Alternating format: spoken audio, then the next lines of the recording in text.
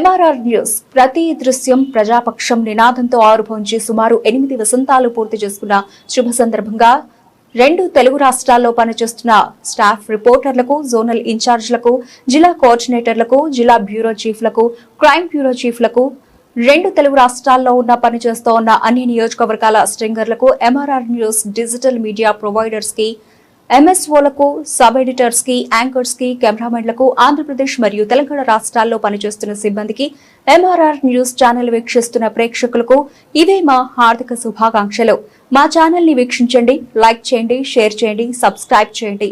గ్రామీణ ప్రాంతం నుండి పట్టణాల వరకు ప్రతి సమస్యను అధికారుల దృష్టికి తీసుకెళ్లి సమస్య పరిష్కారానికి కృషి చేస్తూ ఉన్న ఎంఆర్ఆర్ న్యూస్ ప్రతి దృశ్యం ప్రజాపక్షం నినాదంతో ఆరంభమై నేటికి 8 వసంతాలకు చేరువలో ఉన్న ఎంఆర్ఆర్ న్యూస్ ఛానల్ అతి త్వరలో విశాఖపట్నం, విజయవాడ, గుంటూరు, చిత్తూరు, నెల్లూరు, శ్రీకాకుళం, కర్నూలు, పల్నాడు జిల్లా, విజయనగరం, బాపట్ల, నల్గొండ, హైదరాబాద్, నిర్మల్, ఆదిలాబాద్, సిద్దిపేట జిల్లాల్లో ప్రసారాలు టెలికాస్ట్ కానున్నాయని MRR news managing director M Raja తెలియజేశారు.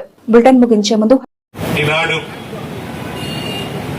రైతుల పక్షాన, రైతుల కోసం ముఖ్యంగా మొక్కజొన్న రైతుల కోసం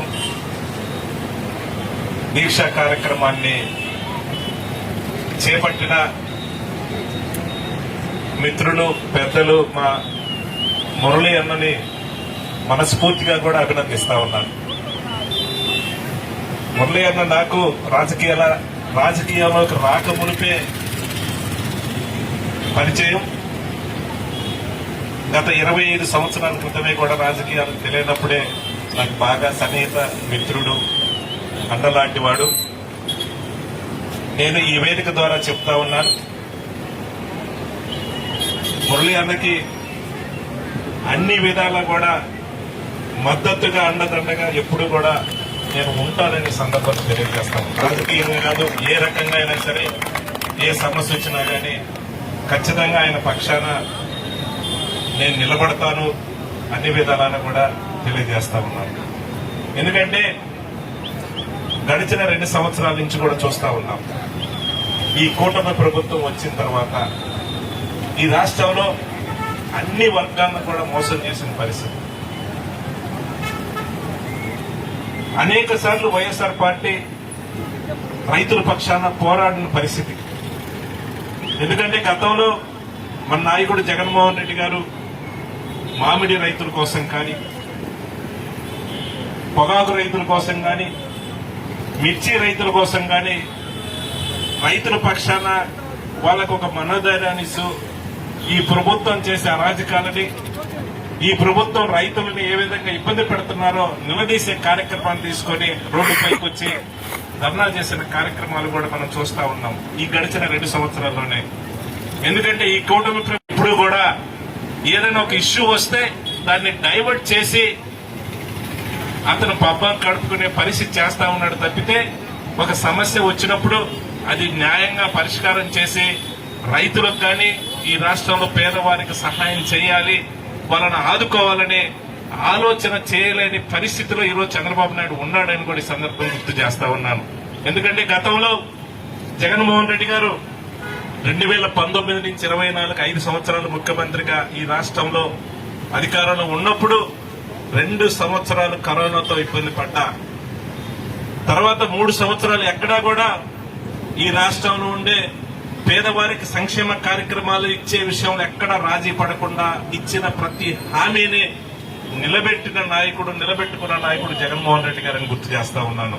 అవే కాదు, తర్వాత అనేక సంక్షేమ కార్యక్రమాలు, మెడికల్ కాలేజీలు కానీ, పోర్టులు కానీ, గ్రామాల్లో సచివాలయం బిల్డింగ్స్ కానీ, రైతు భరోసా కేంద్రాలు కానీ, అలాగే హెల్త్ క్లినిక్లు కానీ డెవలప్మెంట్ విషయంలో ఇవన్నీ కూడా పేదవారికి ఏమి ఉపయోగమో, గ్రామాల్లో ఉండే పేద కుటుంబాలకు ఎలా ఆదుకోవాలో అనే ప్రతి కార్యక్రమాన్ని తీసుకొని ప్రతి రూపాయి కూడా ఈ పేదలకి చేరే విధంగా నిర్ణయం తీసుకున్న నాయకుడు, అమలు చేసిన నాయకుడు జగన్మోహన్ రెడ్డి గారిని గుర్తు చేస్తా ఉన్నాను. ఈ దేశంలో సంక్షేమ కార్యక్రమాల రూపంలో దాదాపుగా 2,75,000 కోట్ల రూపాయలు డైరెక్ట్ గా కూడా పేదవారికి ఇచ్చిన మహానాయకుడు జగన్మోహన్ రెడ్డి గారిని గుర్తు చేస్తా ఉన్నాను. కానీ ఈ కూటమి నాయకులు అబద్ధాలు ప్రచారం చేసి వాళ్ళకు సంబంధించిన మీడియాలో ఉండయి లేని కూడా ప్రజలను మభ్యపెట్టి నమ్మించి అధికారంలోకి వచ్చిన తర్వాత ఈ గడిచిన 2 సంవత్సరాలు చూస్తా ఉంటే అనేక రకాలుగా కేసులు పెట్టే పరిస్థితి. వాళ్ళు చేసిన అన్యాయాలు ఎవరైనా ప్రశ్నిస్తే వాళ్ళని కేసులు పెట్టే పరిస్థితి, వాళ్ళని పోలీసుల మీదకి వచ్చి దాడి చేసే పరిస్థితి ఈరోజు చూస్తా ఉన్నాం. కానీ తెలుగుదేశం నాయకులు అనుకుంటా ఉన్నారు మేము ఎన్ని చేసినా ప్రభుత్వం మారినా ఎవరో ఒక నాయకుల్ని మనం ఆ రోజు పట్టుకొని మేనేజ్ చేసుకోవచ్చులే. ఎవరో కొంతమంది నాయకులు కొంచెం అటు ఇటుగా గేమ్ ఆడే నాయకులు కొంతమంది ఉన్నారు మన పార్టీలో కూడా. అలాంటి వాళ్ళని పట్టుకొని మేనేజ్ చేసుకోవచ్చులనే ధీమాతో ఉన్నారు. ఖచ్చితంగా చెప్తా ఉన్నాం, వైఎస్ఆర్ పార్టీలో ఉండే చిన్న కార్యకర్త దగ్గర నుంచి మా పార్టీ సీనియర్ నాయకుల దాకా కూడా అన్యాయం చేసిన ఏ తెలుగుదేశం నాయకుడిని ఎవరిని కూడా వదిలిపెట్టే ప్రశ్న లేదని కూడా సందర్భంగా తెలియజేస్తా ఉన్నాను. మొన్ననే అంబటి రాంబాబు అన్న ఇంటి మీద కూడా దాడి చేశారు. నేను ఈ వేదిక ద్వారా చెప్తా ఉన్నాను, రాంబాబు అన్న ఇంటి మీద దాడి చేసిన ఏ నాయకుడిని గాని తెలుగుదేశం సంబంధించి ఏ సానుభూతి పరుణ్ణి కూడా ఎవరిని కూడా వదిలిపెట్టడం, అంతకి 10 రెట్లు వాళ్ళు అనుభవిస్తారు. ఏ నాయకుడు కూడా వాళ్ళని కాపాడే పరిస్థితి ఉండదని కూడా సందర్భంగా తెలియజేస్తా ఉన్నాం. ఇదే కాదు, ఈ రాష్ట్రంలో చూస్తే అనేక చోట్ల వాళ్లే గొడవలు చేస్తారు, వాళ్లే అన్ని విధాలా కూడా ఇబ్బంది పెట్టే కార్యక్రమం చేస్తారు. అది తిప్పి మన మీద మనల్ని చేసినట్టుగా కూడా ప్రచారం చేసే కార్యక్రమం చేస్తా ఉన్నారు. అన్ని నిగ్గు తెలుసు అంటేనే రైతుల పక్షపాతి, రైతుల కోసం పోరాటం చేస్తాం, పేదవారి కోసం పోరాటం చేస్తాం, ఉద్యోగుల కోసం పోరాటం చేస్తాం. అన్ని విధాలా కూడా ఈ రాష్ట్రంలో పేద ప్రజలకి అన్యాయం జరిగిన ఖచ్చితంగా వైఎస్ఆర్ పార్టీ నాయకత్వం రోడ్లు ఎక్కుతుందని కూడా సందర్భంగా తెలియజేస్తా ఉన్నాను. ఈరోజు మండుటి ఎండలో మురళీ అన్న ఈరోజు దీక్షా కార్యక్రమాన్ని తీసుకున్నాడనంటే వైఎస్ఆర్ పార్టీ నాయకులకు ఉన్న చిత్తశుద్ధి ఇదని కూడా సందర్భంగా తెలియజేస్తా ఉన్నాను. లేనిపోని ఏదో వాళ్ళు కథలల్లి మన మీద బురద జల్లే కార్యక్రమం చేస్తా ఉన్నారు. ఏ ఇష్యూ, రైతుల ఇష్యూ వచ్చినా అలాగే రాజధాని ఇష్యూ వచ్చినా కూడా దాన్ని డైవర్ట్ చేయడానికి ఇంకొక ఇష్యూని ఏదో తెర మీద తీసుకొచ్చి వాళ్ళకున్న మీడియాలో ప్రచారం చేసి డిబేట్లు పెట్టి డైవర్ట్ చేసే కార్యక్రమం చేస్తా ఉన్నారు. వాళ్ళు పబ్బం గడుపుకునే కార్యక్రమం చేస్తా ఉన్నారు. ఇది ప్రజలు గమనిస్తా ఉన్నారు. ఖచ్చితంగా ప్రతి విషయం ప్రజలు చూస్తా ఉన్నారు. వీళ్ళు ఎక్కడా కూడా వాళ్ళు ఇచ్చిన హామీలు ఒక సంక్షేమ కార్యక్రమాల రూపంలో పేదలు ఆదుకునే కార్యక్రమం చేయకపోగా ఈరోజు ఎవరైనా సరే సోషల్ మీడియాలో ఒక పోస్ట్ పెట్టినా, ఎవరైనా ప్రజలు ప్రభుత్వాన్ని నిలదీసే కార్యక్రమాన్ని చేసిన వాళ్ళని పోలీసులు పంపించి కేసులు పెట్టే కార్యక్రమం చేస్తా ఉన్నారు. ఈ రాష్ట్రంలో చూస్తా ఉన్నాం, చాలా మంది పోలీసులు వాళ్ళ పరిధి దాటి అత్యుత్సాహంగా కూడా ప్రదర్శన చేస్తా ఉన్నారు. ఎవరిని కూడా వదిలిపెట్టాం. దయచేసి ఎన్ని ఇబ్బందులు పెట్టినా రైతుల పక్షాన వైఎస్ఆర్ పార్టీ పోరాటం చేస్తుంది. ఈ రాష్ట్రంలో వైఎస్ఆర్ పార్టీ నాయకులకి, కార్యకర్తలకి అందరికీ ఒకరికొకరు తోడుగా ఉండి ఖచ్చితంగా అన్ని జగన్మోహన్ రెడ్డి గారిని ముఖ్యమంత్రి చేసుకునే విధంగా కూడా అన్ని కార్యక్రమాలు తీసుకొని ప్రజల దగ్గరికి మళ్ళీ వెళ్లే కార్యక్రమాన్ని తీసుకుంటామని కూడా సందర్భంగా తెలియజేసుకుంటూ ఈ రోజు ఈ యొక్క దీక్షా కార్యక్రమాన్ని తీసుకున్న మురళీ అన్నకు హృదయపూర్వకంగా ధన్యవాదాలు తెలియజేస్తా ఉన్నాను.